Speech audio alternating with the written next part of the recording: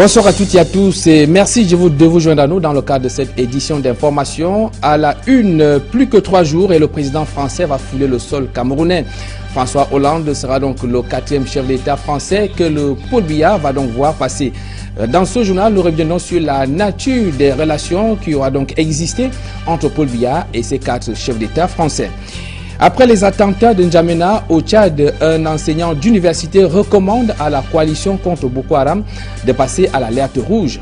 Le géostratège suggère également au président Bouhari et Paul Biya de revoir leur position sur le droit de poursuite afin de venir à bout de la secte islamiste Boko Haram. Et à l'étranger, 113 personnes sont mortes ce jour en Indonésie après le crash d'un avion militaire sur un hôtel et des habitations. Voilà pour les titres.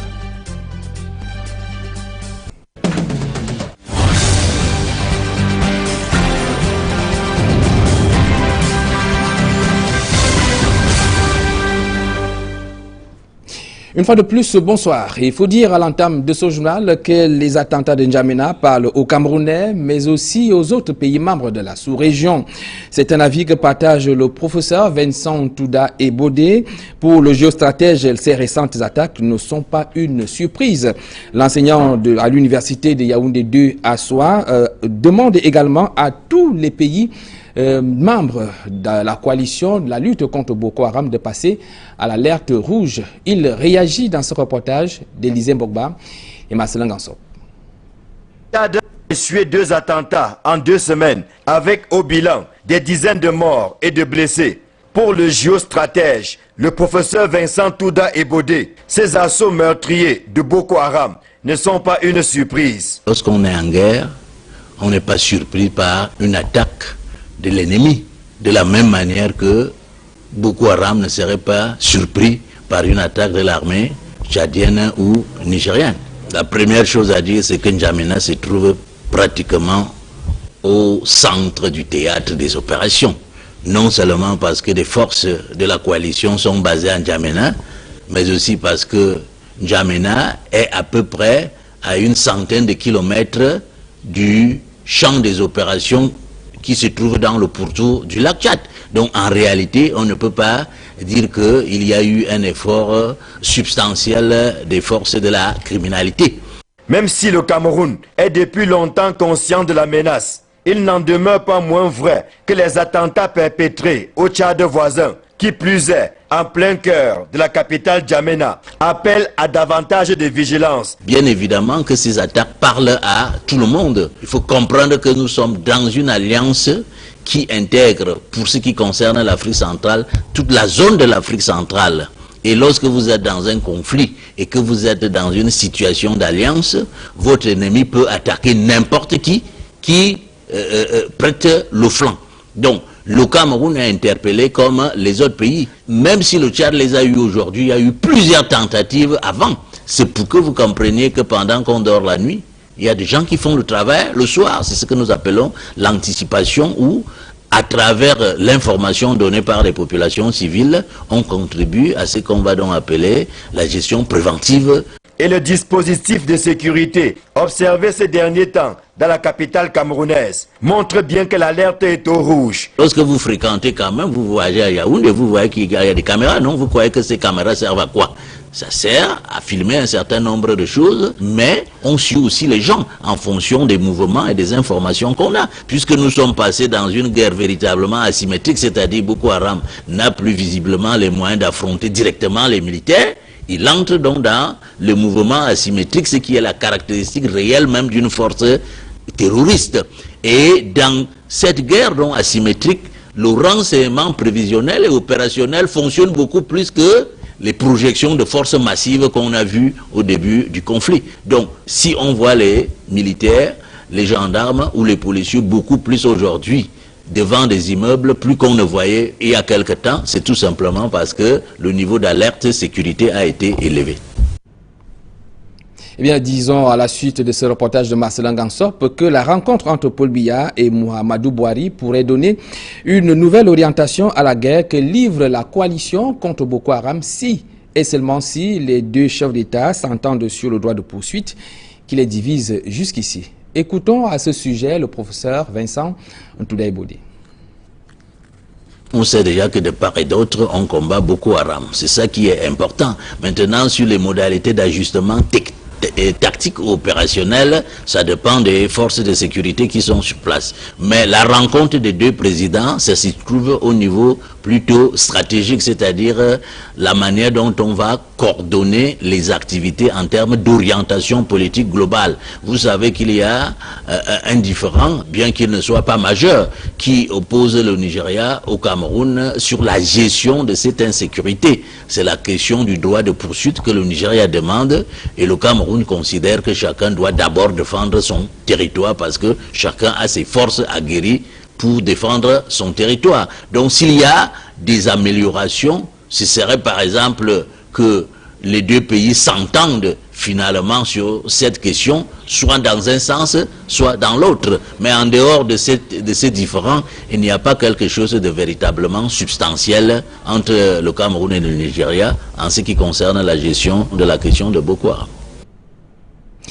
Eh bien, nous poursuivons à présent le dossier consacré à la prochaine visite du président français au Cameroun. En revenant sur cette date, eh bien, depuis 1982, le président de la République, Paul Biya, a vu passer 4 chefs d'État français, de François Mitterrand en passant par Jacques Chirac, Nicolas Sarkozy et dans quelques jours seulement, François Hollande. Eh bien, Élisée Mbogba et Guy Zogo reviennent sur la nature des relations qui aura existé entre le président de la République, Paul Biya, et ces 4 chefs d'État français dans l'élément qui va suivre.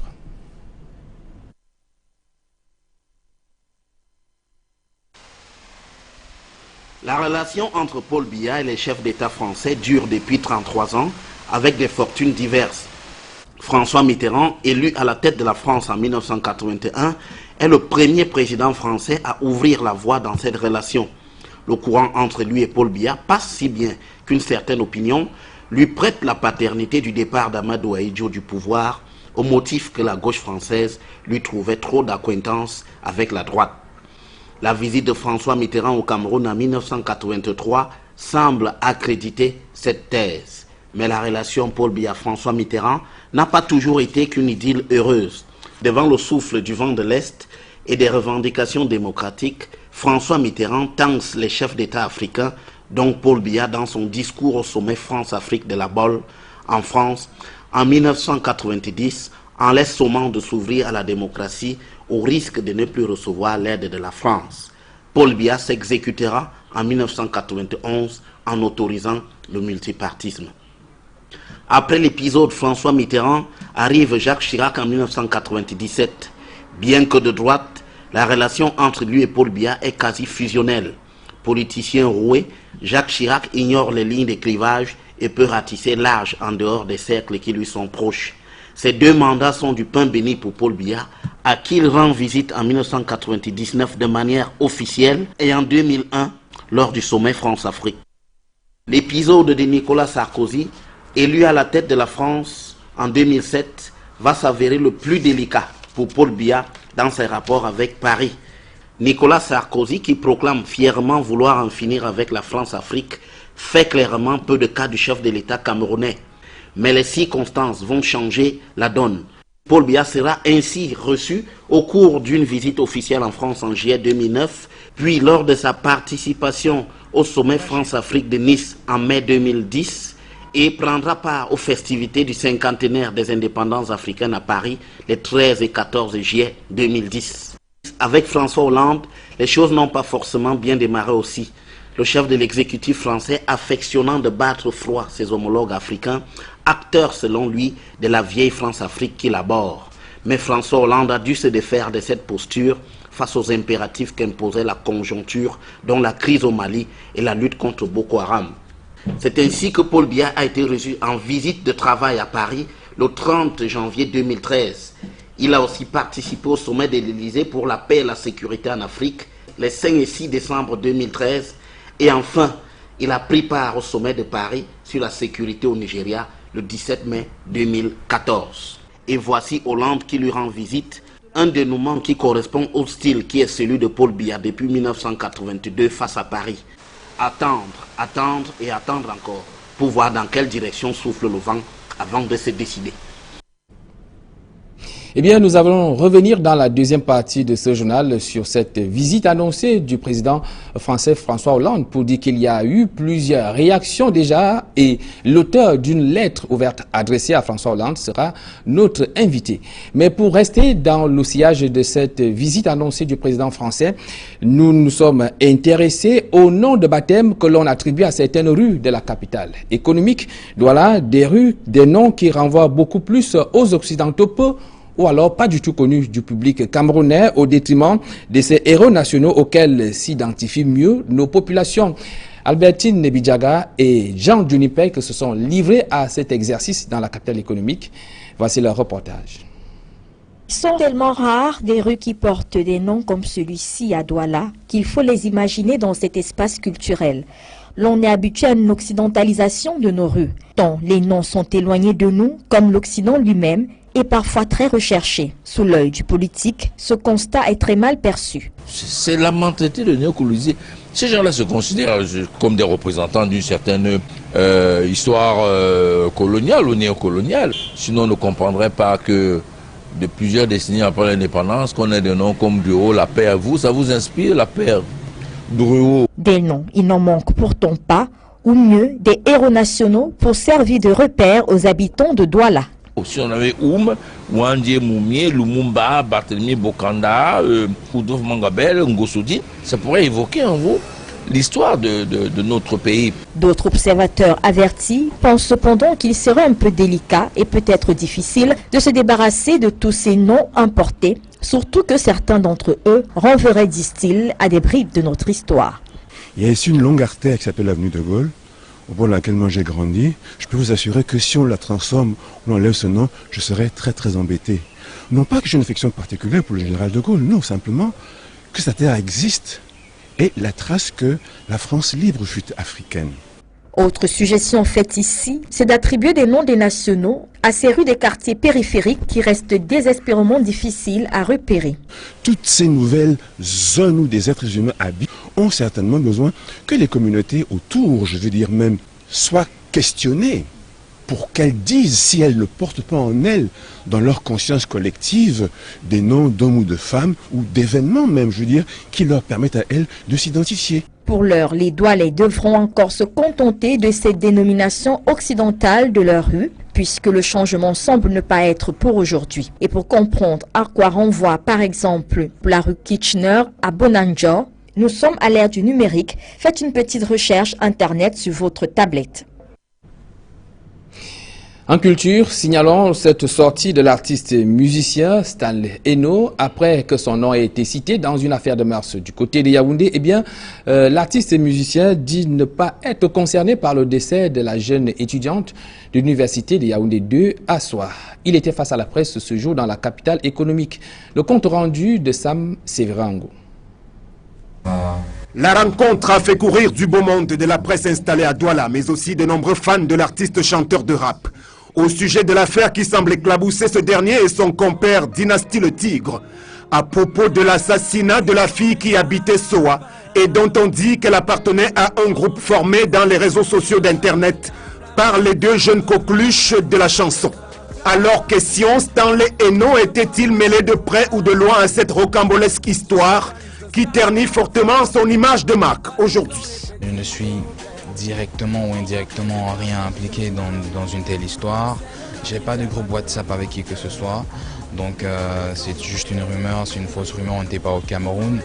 Donc voilà, et je réitère encore ma solidarité envers mon collègue Dynasty le Tigre. Et il faudra rectifier les propos. J'ai jamais dit qu'on n'était pas amis, j'ai même pas utilisé ce mot. J'ai juste précisé que nous sommes collègues. Donc moi je ne suis en rien concerné sur cette rumeur. La star du hip-hop camerounais, qui du reste déclare qu'il n'était pas au Cameroun à la période des faits, préfère minimiser la situation malgré l'amplification qui en a été faite. Le public sait ce qu'il pense de moi. Les enfants ils m'aiment bien, ils m'adorent. Moi aussi je les aime. Et je continuerai à être moi-même pour qu'ils puissent avoir l'appréhension qu'ils ont de moi. Moi je ne force pas ma façon d'être. Je suis ce que je suis, je resterai ce que je serai. Je ne vais jamais oublier une chose, c'est de me batailler, c'est de batailler tous les jours pour des jeunes Camerounais puissent avoir un rêve, parce que pour avoir l'occasion de faire ce que j'apprends à faire aujourd'hui, je suis parti de nulle part, de Bafoussam, de Douala dans la galère, donc je pense que le meilleur reste à venir, que l'humilité soit et que Dieu soit aussi. Au demeurant, les nombreux médias qui s'en sont servis allègrement depuis le début considèrent que l'opération n'a pas permis de lever toutes les équivoques. L'entourage de Stanley préférant la fuite en avant, sans autre forme de procès. Les nouveaux médias, que j'appellerais également les médias chauds, ont ceci de particulier qu'ils peuvent relayer une information à la vitesse de l'éclair, en même temps qu'ils peuvent relayer des informations qui soient positives et relevantes pour l'image d'un tiers. Eh bien, ces réseaux sociaux peuvent également laisser partager des informations qui seraient néfastes. Et malheureusement, dans le cas querellé, eh bien, ces informations ont été fausses et archi-fausses. L'affaire est-elle pour autant close? Difficile à dire, le chanteur promet une réplique à l'endroit des auteurs de cette terrible accusation qui l'accable. En attendant, la justice camerounaise ne s'est toujours pas saisie publiquement de l'affaire, tandis qu'on espère aussi avoir la version de l'autre chanteur. Auprès des journalistes, la confusion est restée dans les esprits suite au déferlement médiatique que cette affaire a suscité, d'où cet appel à plus de pondération de la part des radios et télévisions. Dans l'absolu, nous ne reprochons pas à Equinox d'avoir cité Stanley. En l'absence de toute preuve et sous réserve de publication de résultats d'une enquête sérieuse, il sera bien difficile de laver totalement l'image de ces jeunes gens dont les noms ont été cités au cœur de ce drame survenu à Yaoundé, Soa. La Commonwealth Telecommunication lance son bureau sous-régional Afrique centrale. C'était il y a quelques jours à l'université de Bamenda. Il est question de familiariser les jeunes des pays membres ou non aux nouvelles technologies de l'information et de la communication. Le compte rendu de Ginny Edmond et Viviane Kamoa. Le Commonwealth Telecommunication Organization lance son bureau Afrique centrale au Cameroun. Cette institution du Commonwealth entend marquer sa présence dans la sous-région en familiarisant les pays membres ou non du Commonwealth aux nouvelles technologies de l'information et de la communication, à l'entrepreneuriat, la protection de l'environnement et la cybersécurité. Le CTO voudrait qu'en dehors du Cameroun, qui est État membre du CTO, nous puissions familiariser les pays environnants, les sensibiliser de façon à ce que les activités du CTO puissent se répandre dans ces pays qui ne sont pas statutairement du CTO. Donc nous avons un problème de marketing auprès des États qui sont autour du Cameroun pour que ces pays puissent rentrer dans les activités organisées par le CTO. Cette action passe par des colloques, ateliers et autres formations dans les pays membres du CTO. Nous faisons des conférences, des ateliers dans différents pays. Nous organisons également des études, des recherches. Les bourses sont quelquefois données pour la formation, la spécialisation d'un certain nombre de membres de pays, de ressortissants des pays membres. L'une des cibles principales du Commonwealth Telecommunication Organization étant la jeunesse, l'université de Bamenda a servi de cadre à ses travaux. D'autant plus que la jeunesse est l'une des principales victimes de la cybercriminalité aujourd'hui. D'abord, comme vous le savez, le CTO est anglophone. Bamenda se trouve dans une partie où on parle plus l'anglais. Ensuite, Bamenda, c'est une nouvelle université qui a vocation à être appuyée dans un certain nombre de dimensions. Et nous avons pensé qu'il était bon que le premier contact que le CTO a au Cameroun vis-à-vis d'une université soit l'université de Bamenda. Les nouvelles technologies, comme nous le savons tous, sont un instrument de développement incontournable désormais. C'est l'occasion de demander aux étudiants de l'université de Bamenda et aux populations de la région du Nord-Ouest de s'approprier cet instrument sans lequel nous ne pourrions pas émerger. Le Commonwealth Telecommunication Organization entend ainsi marquer sa présence dans une Afrique où on observe une recrudescence de la cybercriminalité et une addiction aux nouvelles technologies de l'information et de la communication. Avant la page étrangère, on parle de cet accident de la circulation qui s'est produit à Ebolova, chef-lieu de la région du Sud Cameroun, comme vous pouvez d'ailleurs le voir en image.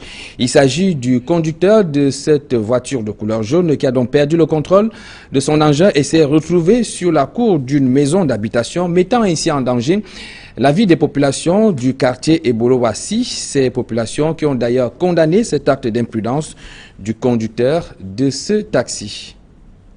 Voici à présent quelques avis de ces populations recueillis par notre correspondant permanent à Ebolova, Roger Takala. Pas conduire dans ce pays si on ne possède pas un permis de conduire. Et quand on est inapte, handicapé, physiquement inapte, on n'a pas le droit de conduire dans ce pays. Hein? Voilà les conséquences. Qui anéantit sa vitesse. Parce que s'il n'était pas en vitesse, il n'allait pas se retrouver ici. Ce sont les chaises qui ont atténué le choc pour qu'il se retrouve ici. Parce que tu ne peux pas me dire que toi tu sors du haut, l'autre sort du bas. Pour qu'il se retrouve ici. Il devait se retrouver dans la maison que vous voyez là. Parce que le choc était fort. Moi j'habite en bas ici là. J'ai suivi le choc depuis la maison. Et puis je suis montée pour regarder si mes enfants n'étaient pas là. Ce sont les chaises qui ont atténué sa vitesse. Il a préféré braquer comme ça parce que s'il mettait sa tête là, lui-même il allait mourir sur le banquet. Au-delà de nos frontières à présent, premier arrêt au Burundi, c'est la fin du dépouillement des bulletins des élections législatives et communales. Il faut dire que les présidents des différents bureaux de la commission locale électorale ont remis les fiches des résultats dans les différentes enveloppes qui doivent servir aux éventuels recours.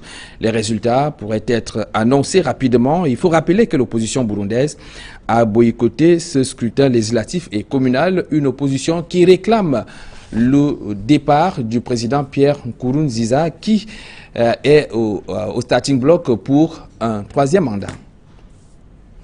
Parlons à présent de ce crash meurtrier d'un avion. C'est en Indonésie où un avion militaire a donc crashé sur un hôtel et des habitations, faisant au passage un peu plus de 100 personnes qui sont décédées. Plus de précisions avec nos confrères d'Euronews. Bilan extrêmement lourd après la chute d'un avion militaire sur une zone résidentielle en Indonésie. L'appareil, un Hercule C-130 de l'armée indonésienne, transportait 113 personnes, toutes décédées dans le crash. S'ajoutent à ces victimes celles, probablement plusieurs dizaines, qui se trouvaient dans le quartier où s'est écrasé l'avion. L'accident a eu lieu à Medan, une ville du nord de l'île de Sumatra. L'avion s'est écrasé 2 minutes seulement après son décollage et à 5 km de la base d'où il est parti. Il était donc plein de kérosène et de fortes explosions et des grandes boules de feu ont été vues par plusieurs témoins quand l'avion s'est écrasé. Les recherches de victimes étaient toujours en cours à la mi-journée avec le risque d'un bilan pouvant en... En sport, après les prouesses réalisées par Karl Enongachu avec les Lions lors de la Coupe du Monde Canada 2015, eh bien la Fédération camerounaise de football est désormais favorable à la nomination d'un entraîneur camerounais à la tête des Lions indomptables. Joseph Oona l'a fait savoir ce mardi à Yaoundé. C'était au cours d'une réunion à l'issue de laquelle le comité de normalisation s'est prononcé sur les affaires pendantes devant le Conseil national olympique et sportif camerounais. Plus de précisions avec Aïk Cyril. L'exemple de Enongachu, auteur d'une performance remarquable avec les Lions indomptables du Cameroun, pourrait faire tache d'huile. La FECAFOOT pense qu'on ne perd rien à tenter l'expérience de confier le banc de touche de l'équipe nationale masculine aussi à un technicien camerounais. Vous n'avez jamais été contre le fait que les Camerounais s'occupent de toutes les sélections nationales camerounaises. Dans le passé, il y a eu des Camerounais qui l'ont dirigé. Je crois que le moment viendra aussi où cela pourra se faire. Réuni en session ordinaire à Yaoundé, le comité de normalisation de la FECAFOOT a réitéré sa position en ce qui concerne l'organisation des compétitions nationales. Pour Joseph Oona et ses pairs, l'organisation des championnats régionaux et départementaux, en l'état actuel des choses, relève de la compétence des secrétaires administratifs. Le problème de championnat est quand même régi par des textes. Nous pensons que les championnats doivent continuer sous l'égide de ces textes sous l'égide du secrétaire général, sous l'égide de la commission des compétitions nationales et internationales, avec, sur le plan local, le secrétaire administratif qui est permanent. Sur le processus électoral à la FECAFOOT, Joseph Oona assure qu'en dépit des recours pendant devant la Chambre de conciliation et d'arbitrage du Comité national olympique et sportif du Cameroun, le comité de normalisation de la FECAFOOT s'en tiendra à la mission à lui confiée par la FIFA. Le comité de normalisation a reçu un mandat impératif du comité exécutif de la FIFA de refondre tous les textes de la FECAFOOT. À notre avis, avec ce mandat, nous n'avions pas besoin d'un vote de 2/3 exigé aux membres d'une association qui demande une modification des statuts. Et allez bien lire la loi sur la promotion des activités sportives, elle nous fait obligation de constituer directement, en dehors même des décisions qu'il y a à prendre à la Chambre de conciliation et d'arbitrage. Si après la réunion d'évaluation tenue à Yaoundé, le comité de normalisation de la FECAFOOT se félicite de l'avancée des choses, pas sûr que plusieurs autres observateurs affichent la même satisfaction. Oui, on va modifier. On parle à présent de l'excellence scolaire au complexe scolaire bilingue NAL qui a donc récompensé les meilleurs élèves pour l'année scolaire 2014-2015. Il faut dire que 3 de ces meilleurs élèves ont reçu des bourses de 2 500 000 francs CFA de la part du président directeur général de la PK-FOCAM Institute of Excellence. Reportage. Les bras chargés de cadeaux, les 227 meilleurs élèves du complexe scolaire bilingue NAL savourent les fruits du travail qu'ils ont abattu au cours de l'année scolaire qui s'achève. Parmi les plus méritants, Manuela Ndogmo Gepi.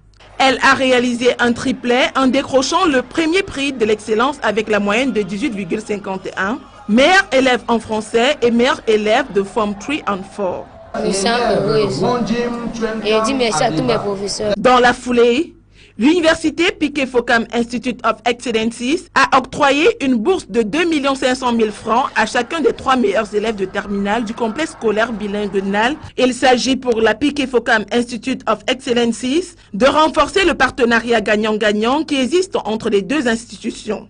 Ces élèves pourront donc étudier sur l'un des 3 campus que compte désormais la PK-FOCAM Institute of Excellences. PK-FOCAM Institute of Excellence, l'université d'excellence, a décidé, en raison du partenariat, de donner 3 bourses à 3 étudiants pour fréquenter à PK-FOCAM Institute of Excellence. Désormais, on aura 3 centres, un premier centre aux États-Unis, un deuxième centre en Chine et le dernier au Cameroun. L'un des points saillants de cette cérémonie de départ en congé est également la remise de médailles du travail en argent et en vermeil aux enseignants du complexe scolaire bilingue NAL. Créé en 2010, le complexe bilingue NAL a su se constituer une place de leader parmi les établissements de Douala 5e. Ceci grâce à un choix stratégique. Nous avons fait du bilinguisme la clé de l'école primaire et du collège.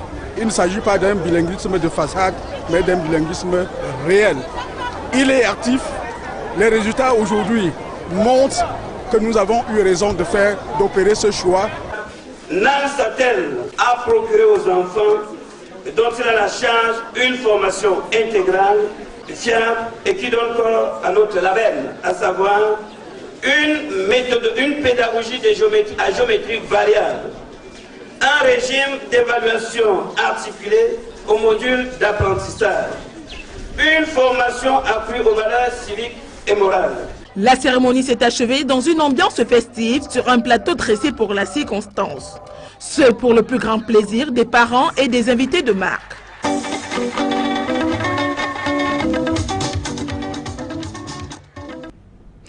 Avant la deuxième partie de ce journal, je propose d'aller à la découverte du tout premier hypermarché de la zone CEMAC qui est opérationnel depuis ce jour à Douala. Il est situé au centre, au quartier Bali, dans la capitale économique. Et bien, l'inauguration de la Kadi Square Super U, c'était en présence du ministre camerounais en charge du commerce, Luc Magloire Mbargatana, mais également du gouverneur de la région du littoral, Joseph Betty Assomo. Notre reporter Martial Ndjomo y était présent, suivez son reportage. On a pris du temps. Il a fallu du temps et il faut du temps pour réaliser ce type de structure. Dixit Joseph Kadi de Fosso, président du groupe éponyme. C'est des états qu'on a pris du temps de faire. Je réfléchis qu'on fera le supermarché à Yaoundé. Je réfléchis qu'on va faire le supermarché à Bafoussam. Le groupe Kadi, qui emploie près de 5000 personnes à ce jour, vient une fois de plus à travers le Kadi Square de marquer sa forte présence dans la sphère économique camerounaise et sous-régionale. Le Kadi Square, premier centre commercial de cet espace, c'est 1,5 hectare de surface avec une plateforme commerciale de 5000 m² et 200 places de parking. Cet espace abrite le premier hypermarché du Cameroun et de la sous-région Afrique centrale, le Super U, ainsi qu'une boulangerie et des marques de renom telles Célio, Hugo Boss, Guess, Aldo ou encore City Sport. Pour le ministre camerounais du Commerce, il s'agit là de la matérialisation d'une vieille promesse du groupe Mercure, propriétaire de Super U. La cérémonie de ce jour me donne l'occasion de dire à M. Adnan Oudurouge, président du groupe Mercure, et à son partenaire naturellement, le président Kadi de Fosso, toute l'appréciation du gouvernement pour cette belle et grande réalisation qui est en fait, et je me plais à le relever, la concrétisation de la promesse que M. Oudurouge m'avait faite en 2006 à mon cabinet d'implanter à Douala et à Yaoundé des centres commerciaux modernes. Super U emploie à ce jour au Cameroun des centaines de personnes. Nous avons une équipe aujourd'hui de 110 salariés. 110 salariés avec une moyenne d'âge d'une trentaine d'années, donc une équipe jeune que l'on a recruté localement. Moi, je suis le seul expatrié. Donc, c'est un magasin au Cameroun pour les Camerounais. Voilà. On a 110 salariés que je forme au fur et à mesure, donc avec mon équipe. J'essaye de les accompagner dans leur quotidien, faire en sorte qu'ils se sentent bien chez nous et qui commencent à prendre des habitudes de travail en leur fixant un cadre précis. Super U, faut-il le rappeler, est un groupement de commerçants indépendants qui sont associés avec des objectifs précis, d'où sa spécificité. Nous avons à peu près 15 000 articles que l'on reçoit chaque mois, que ce soit des produits frais, produits surgelés, produits non alimentaires, tels que le bazar, le rayon textile, que l'on a développé ici sur 2500 m². Donc c'est un bel événement pour le Cameroun.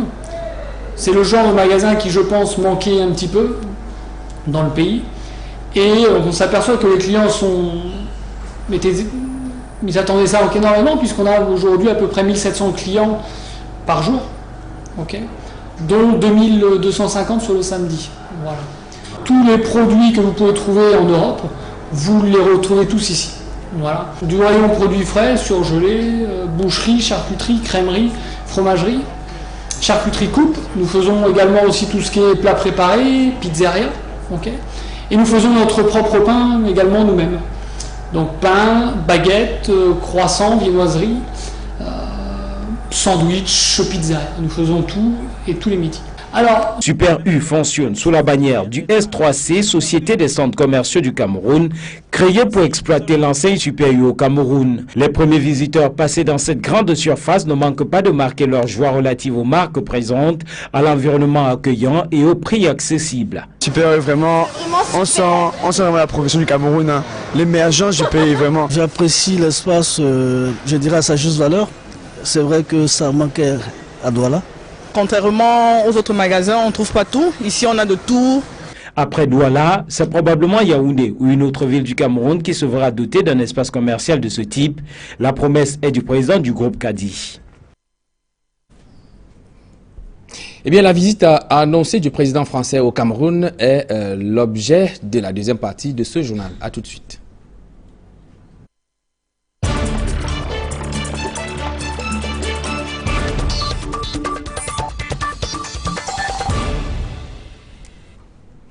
Et nous recevons comme invité de la deuxième partie de ce journal l'auteur d'une lettre ouverte adressée à François Hollande. Il s'agit de Michel Bouba. Bonsoir. Bonsoir, monsieur Pascal Azégué. Il faut noter que vous êtes un homme politique au Cameroun. Oui, je suis en même temps président national du parti politique RRDC, le Rassemblement républicain et démocratique du Cameroun, un parti qui a été légalisé, n'est-ce pas, le 10 mars 2008, de mon retour de l'exil en Occident. Voilà, l'objet de votre présence, je l'annonçais déjà, il y a quelques instants seulement, c'est la visite annoncée du président français au Cameroun et cette lettre ouverte que vous avez tenu à lui adresser. Quelles auront été les motivations d'un tel acte de votre part? Vous savez, le président français, son Excellence, monsieur François Hollande, arrivé au Cameroun à une occasion très propice pour des jeunes comme moi, des jeunes leaders politiques, pour des jeunes qui sont battus, n'est-ce pas, pour cette République, des véritables patriotes et nationalistes. Alors, moi, j'avais rencontré le président François Hollande, c'était le 17 septembre 2006, lors de la fête de la Rose à Pocour. N'est-ce pas, c'était lors d'un rassemblement purement politique où on faisait la campagne de son ex-épouse Ségolène Royal.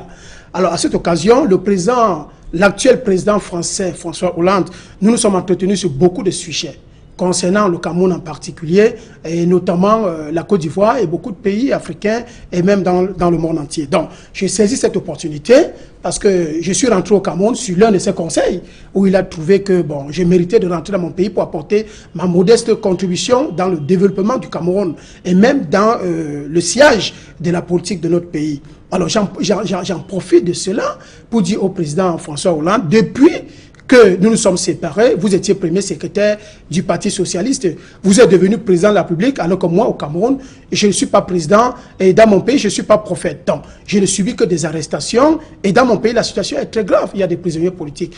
Donc, c'est pour ça que j'ai redit cette lettre qui a un condensé, qui a un contenu vraiment important et dense. Alors, mais on a l'impression que c'est une lettre qui revient davantage sur votre situation, au détriment de toute la situation des populations camerounaise. Alors, qu'est-ce que cette lettre, d'après vous, est-ce qu'elle aura véritablement l'impact escompté? Est-ce que c'était pas juste un épée dans la mer, votre lettre? Avez-vous véritablement l'impression que votre lettre peut faire bouger les lignes pendant cette visite du président français au Cameroun? Mais bien sûr, vous savez, nul n'est prophète chez soi, mais ce que l'on oublie, c'est pas le fait qu'on nous néglige dans notre pays. Nous sommes très écoutés à l'extérieur, pas seulement par les dirigeants français, mais par les dirigeants américains, espagnols, italiens et tout ça. Nous sommes véritablement écoutés parce que nous sommes la pierre angulaire de la construction de l'Afrique. Nous sommes l'avenir de ce continent, messieurs. Donc, et cette lettre ne me concerne pas particulièrement, mais il était important que j'évoque les soubresauts que j'ai subis au Cameroun, comme beaucoup de jeunes, vous comprenez, comme beaucoup de jeunes leaders d'opinion, comme beaucoup de jeunes leaders politiques, comme beaucoup de gens de la société civile qui se battent pour que les choses bougent en Afrique, pour que le contexte géopolitique puisse avancer sur le plan de la mondialisation. Donc, ce n'est pas une lettre qui me concerne particulièrement, mais M. François Hollande, qui a déjà reçu cette lettre, parce que je l'ai envoyée par la valise diplomatique, qui est arrivée à l'Élysée, il a reçu cette lettre avant qu'elle ne soit promulguée au Cameroun. Vous avez constaté que j'ai évoqué plusieurs choses dans cette lettre, M. Pascal Azégué. D'accord. Je souhaite qu'on revienne sur vous, parce que vous souhaiterez qu'il y ait 3 sujets, principalement, sur la table du tête-à-tête que le président Paul Biya aura avec le président François Hollande. Premier sujet, l'alternance politique au sommet de l'État. Tout à fait. Mais parce que vous savez, vous-même vous l'avez dit dans l'un de vos sujets, lors du journal, vous avez dit que le président Biya, n'est-ce pas, sous sa botte, sous sa gouvernance au Cameroun, a déjà traversé au moins 4 présidents français. Et vous savez que le président Paul Biya est à son 7e mandat. Est-ce qu'un président de la République qui a envie de donner quelque chose d'important, une impulsion à son peuple, a besoin de faire 7 mandats? Et le président Biya, on a l'impression qu'il veut briguer un 8e mandat. Donc moi, je pense qu'en tant que jeune de 43 ans, quand le président Biya est arrivé au pouvoir, ça fait 33 ans aujourd'hui, moi je crois que je ne rêvais même pas passer un concours d'entrée en 6e. Mais il est inadmissible que nous restons les bras croisés. Il faut une alternance au sommet de l'État. En même temps, Michel Bouba, le président Paul Biya, ce n'est pas par les armes qu'il a obtenu ses suffrages, c'est à travers des élections transparentes. Mais bien sûr, mais le président Biya aussi peut démissionner. Il peut trouver qu'il a donné le maximum de lui au peuple camerounais. Il a fait ce qu'il pouvait. Vous savez, un être humain n'est pas parfait. Et on a des limites. Et à un moment, quand vous avez beaucoup donné, vous ne pouvez plus rien donner. Donc vous pouvez seulement enlever. Et c'est ce qui se passe aujourd'hui. Le président Biya ne fait qu'enlever ce qu'il avait déjà produit au peuple camerounais. Vous savez. Bon, je souhaite que nous passions au deuxième sujet. Vous parlez des écoutes téléphoniques des leaders d'opinion. Est-ce que ce ne serait pas un sujet que vous avez collé un peu par rapport à ce qui se passe actuellement entre plusieurs chefs d'État européens et le renseignement américain? Non, pas du tout, monsieur. Pas du tout, parce que les leaders politiques qui sont ciblés, ceux que vous appelez très souvent des activistes, ils sont mis sur écoute. Moi, je suis mis sur écoute. On cible nos positions. Quand je quitte par exemple Douala pour arriver à Yaoundé, on sait que je suis à Yaoundé. Quand je suis à l'ouest, on sait que je suis à l'ouest. Comme pour d'autres présidents de partis politiques et des leaders d'opinion. Mais ça ne se cache pas. Ça peut peut-être rentrer dans les mesures conservatoires de renseignement et même de sécurité de l'intérieur. Mais les renseignements de quoi? Est-ce qu'on doit avoir peur d'un leader politique ou bien d'un leader d'opinion dans notre pays? On ne doit pas avoir peur de nous. Nous sommes là pour construire. Eux-mêmes, ils nous consultent de temps en temps. Non, moi je crois que c'est une façon de justifier, n'est-ce pas, le budget qu'ils utilisent. Et c'est une façon de vouloir montrer aux chefs de l'État qu'ils font du travail. Mais la preuve, c'est que même les informations qu'on leur donne pour la sécurité de notre pays, il les biaise. Et aujourd'hui, le Cameroun est attaqué par une nébuleuse. Et ils sollicitent, parce qu'ils ont compris, n'est-ce pas, la contribution de la population et même des leaders. Alors que souhaitez-vous que le président français François Hollande fasse par rapport à cette question au moment où l'on indique, Wikileaks indique que les 3 derniers chefs de l'État français eux-mêmes ont été mis sur écoute par les renseignements américains? Mais c'est normal.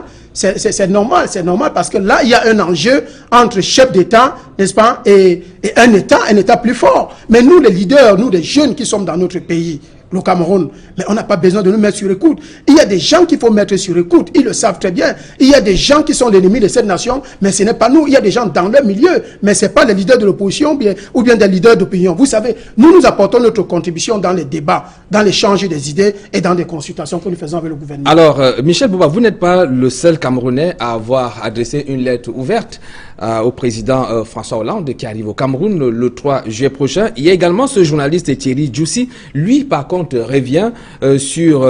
il loue d'abord la déclassification des archives de la République française en ce qui concerne la situation au Rwanda et il souhaite également que les archives de la France soient également déclassifiées sur ce qui s'est passé au Cameroun en 1955. C'est également un point de vue que vous partagez? Mais bien sûr, c'est un point de vue que je partage, mais je crois que ces avis ne doivent pas être adressés au président François Hollande, c'est au président Biya. C'est le président Biya qui rencontre le président François, qui doit lui faire cette demande. Et puis même qui doit mettre la diplomatie en jeu, qui doit travailler sur ce plan. Il faut écrire au président Biya, parce que en réalité, c'est comme si le chef de l'État, quand il rencontre ses dirigeants occidentaux, il ne présente pas la situation telle que le peuple camerounais attend que les choses soient vues et soient faites. Donc c'est une correspondance qu'il faut adresser au président Biya, le président de la République du Cameroun. Vous comprenez? Et le président Biya a tout à gagner pour le faire, pour se battre, pour que nos martyrs et nos héros soient reconnus. Vous comprenez? Donc c'est ça le rôle du président de la République actuellement là, en tant qu'un président qui est sortant, parce que le président Biya, de toutes les façons, même pas la force de la nature, il doit partir. Il est épuisé et fatigué. Alors, Michel Bouba, j'ai parcouru entièrement votre lettre ouverte adressée au président français. Vous n'avez fait allusion nulle part à la situation actuelle qui prévaut quand même dans la sous-région, c'est-à-dire cette guerre que le Cameroun et d'autres pays mènent contre la secte islamiste Boko Haram. Pour vous, c'est pas un sujet intéressant à aborder au cours de cette visite? Si, dans ma lettre, je suis clair là-dessus, et même dans certains réseaux et dans certains créneaux, j'ai écrit au président français, je lui ai demandé, et je ne veux pas m'en vanter de la situation, pour dire que si Laurent Fabius était au Cameroun, ou bien le ministre de l'Intérieur français était au Cameroun, c'est parce que j'avais écrit au président François Hollande. J'ai demandé au président François Hollande, selon la conversation qu'on avait eue en France, et je lui avais demandé, étant en France, de soutenir le Cameroun, d'apporter la contribution, que la France puisse renforcer le Cameroun au niveau de la démocratie, au niveau de la tenance, au niveau de la sécurité. Laurent Fabius, il a dit dernièrement, il a dit qu'ils sont prêts, ils sont disponibles pour nous donner les informations sur la position de Boko Haram. Et la France a donné un budget, a donné près de 3 milliards de francs. Et la France même donne des renseignements au Cameroun. Et si le président François Hollande arrive, c'est parce qu'il échange d'informations. Et c'est très important pour la France que le Cameroun soit en sécurité, parce que le Cameroun est le premier partenaire de la France dans la zone CEMAC. Vous comprenez, même sur le plan culturel. D'accord. Voilà. Merci Michel Bouba d'avoir répondu à notre invitation. Merci également de nous avoir apporté toutes ces explications, ces éclairages dans le cadre donc, de la visite du président François Hollande au Cameroun qui arrive le 3 juillet prochain. Merci. C'est moi qui vous remercie et nous allons être nombreux à accueillir le président François Hollande pour qu'il continue à apporter sa modeste contribution dans l'évolution et la sécurité du Cameroun. D'ailleurs, merci. Cela est dit. Mesdames, Messieurs, c'est la fin de cette édition d'information. Merci d'avoir été en notre compagnie. Juste après ce programme, vous retrouverez Flavien Valondongo dans son émission Santé Actu. Quant à moi, je vous donne rendez-vous demain lorsqu'il sera 20h. Bonsoir à toutes et à tous.